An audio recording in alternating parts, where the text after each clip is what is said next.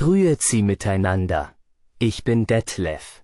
Hier ist Platz für ein bisschen Spaß zwischendurch, für kurze Pausen vom Alltag und für Witze, die man nicht allzu ernst nehmen muss. In meiner Witzkiste gibt's immer wieder 3 kleine Witze pro Video. Lehn dich zurück und jetzt viel Vergnügen mit der aktuellen Runde. 2 Jäger sind im Wald unterwegs. Plötzlich bricht einer zusammen.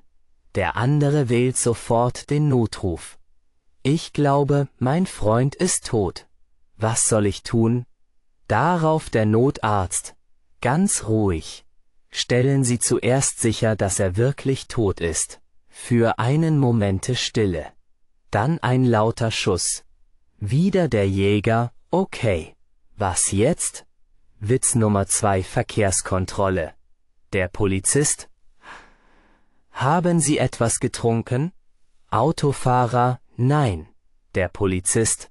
Sollten Sie aber, mindestens 2 Liter am Tag. Und jetzt Witz Nummer 3, mein Freund hat mich kurzfristig zum Finale der Fußball-Weltmeisterschaft eingeladen.